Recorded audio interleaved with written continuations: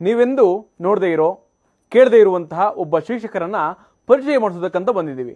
ಈ ಶಿಕ್ಷಕರನ್ನ ನೋಡಿ ವಿದ್ಯಾರ್ಥಿಗಳು ಕಲಿಬೇಕಾಗಿದೆ, ಶಿಕ್ಷಕರು ಕೂಡ ಈ ಟೀಚರ್ನ ನೋಡಿ ತಿಳಿದುಕೊಳ್ಬೇಕಾಗಿದೆ.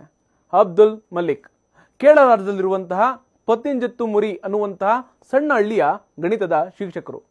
20 ವರ್ಷಗಳಿಂದಲೂ ಕೂಡ ಶಾಲೆಗೆ ರಜೆನೇ ಹಾಕಿಲ್ಲ. ಇನ್ನೊಂದು ಮುಖ್ಯವಾದಂತಹ ವಿಚಾರ ಕೇಳಿದ್ರೆ ನೀವು ಹೌಹಾರ್ತೀರಾ.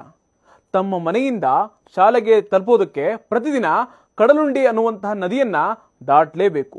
ಹೀಗಾಗಿ 12 ಕಿಲೋಮೀಟರ್ ರಸ್ತೆಯನ್ನ ನಡೆಯುವಂತ ಬದಲು ಸಮಯವನ್ನ ಉಳಿಸೋದಕ್ಕೆ ನದಿಯಲ್ಲಿ ಈಜುಕೊಂಡೇ ದಿನ ಟ್ರಾವೆಲ್ ಮಾಡ್ತಾರೆ. ಅಬ್ದುಲ್ ಅವರು ಬಟ್ಟೆ ಪುಸ್ತಕಗಳನ್ನ ಪ್ಲಾಸ್ಟಿಕ್ ಚೀಲದಲ್ಲಿ ಇಟ್ಕೊಂಡು ಹಳೆ ಟೈರ್ ಟ್ಯೂಬ್ ಅನ್ನ ತೇಲುವಂತ ರೀತಿ ಸ್ವಿಮ್ಮಿಂಗ್ ಮಾಡ್ಕೊಂಡೇ ದಡವನ್ನ ದಾಟ್ತಾರೆ. ಮಳೆ ಬರಲಿ, ನದಿ ಜೋರಾಗಿ ಹರಿಲಿ, ಮಲಿಕ್ ಅವರು ಮಾತ್ರ ಯಾವತ್ತೂ ಕೂಡ ಶಾಲೆಗೆ ಹೋಗೋದನ್ನ ತಪ್ಪಿಸ್ಕೊಂಡಿಲ್ಲ. ಈ ಸ್ವಿಮ್ಮಿಂಗ್ ಪ್ರಯಾಣ 1994ರಲ್ಲೇ ಶುರುವಾಗಿದೆ.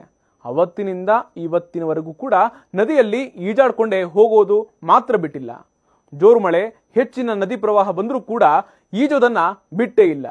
ಮಲಿಕ್ ಅವರಿಗೆ ತನ್ನ ವಿದ್ಯಾರ್ಥಿಗಳ ಜೊತೆಗಿದ್ರೆ ಸಾಕು, ಪ್ರಪಂಚವನ್ನೇ ಮರೆತೇ ಬಿಡ್ತಾರೆ. ಒಳ್ಳೆ ಎಜುಕೇಶನ್ ಕೊಡೋದಕ್ಕೆ ಇವರು ಅರ್ಹರು, ಇವರು ನಿಜವಾಗಿಯೂ ಕಾಳಜಿ ವಹಿಸುವಂತಹ ಶಿಕ್ಷಕ ಅಂತ ಪ್ರತಿಯೊಬ್ಬ ಮಗುವು ಕೂಡ ನಂಬ್ಕೊಳ್ತಾರೆ. ಕೆಲವೊಂದ್ಸರಿ ಶಾಲೆಯ ಕೆಲಸ ಬೇಗ ಇದ್ರೆ ಅಥವಾ ಎಮರ್ಜೆನ್ಸಿ ಟೈಮ್ನಲ್ಲಿ ಅವಾಗವಾಗ ರಸ್ತೆಯಲ್ಲೇ ಹೋಗಿ ಶಾಲೆಯನ್ನು ತಲುಪ್ತಾರೆ. ತಿದ್ದಿ ಹೇಳಿ ಪಾಠವನ್ನ ಮಾಡುವಂತಹ ಈ ಶಿಕ್ಷಕನ ಕೆಲಸದಲ್ಲಿ ಕಿಂಚಿತ್ತೂ ಕೂಡ ಲೋಪವನ್ನ ಆಗದಂತೆ ನಡೆದುಕೊಳ್ತಾರೆ. ಅಬ್ದುಲ್ ಅವರು ತಮ್ಮ ವಿದ್ಯಾರ್ಥಿಗಳಿಗೆ ಪ್ರಕೃತಿಯ ಬಗ್ಗೆ ತಿಳಿಸಿಕೊಡ್ತಾರೆ, ನದಿಯನ್ನ ಶುಚಿಗೊಳಿಸುವಂತಹ ಡ್ರೈವ್ಗಳನ್ನ ಮಾಡ್ತಾರೆ. ಇದರ ಜೊತೆಗೆ ಮಕ್ಕಳಿಗೆ ಈಜೋದನ್ನ ಕಲಿಸ್ತಾರೆ ಹಾಗೂ ಪರಿಸರವನ್ನ ಹೇಗೆ ಕಾಪಾಡಿಕೊಳ್ಬೇಕು ಅನ್ನೋದನ್ನ ಈಸಿ ಮೆಥಡ್ ನಲ್ಲಿ ಹೇಳ್ಕೊಡ್ತಾರೆ. ಇದರಿಂದ ಪ್ರಾಕ್ಟಿಕಲಿ ಹಾಗೂ ಥಿಯರಿ ಮೂಲಕ ತಿಳಿ ಹೇಳಿ ಪಾಠವನ್ನ ಮಾಡ್ತಾರೆ.